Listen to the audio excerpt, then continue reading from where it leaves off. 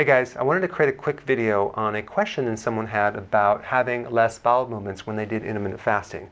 Was that normal? Okay, so here's the short answer to that. When you're eating less food, less frequently, you don't need to go as often, okay? That's the simplicity of it. When you're eating more frequent, you're gonna have to go more because you're just the volume of food. Now, there's a difference between constipation and just having less bowel movements, okay? Constipation is when you really feel like you're bloated and backed up. You need to go, but you can't go, okay? Versus having less bowel movements, which you don't even feel you need to go, you just don't go as frequent.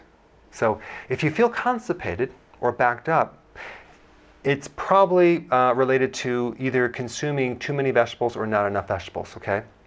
The microbes live on the fiber.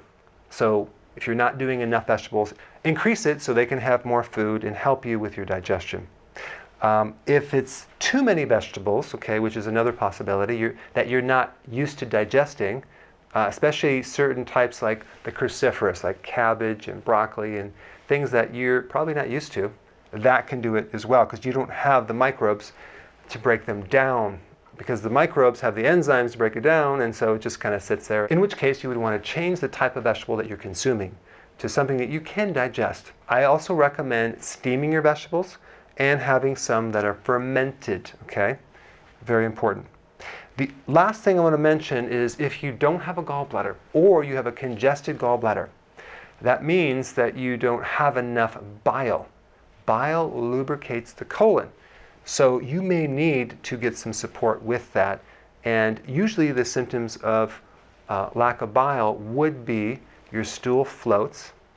You get a full sensation over the right lower rib cage area that can refer to the right shoulder, burping, belching, bloating, gas, okay?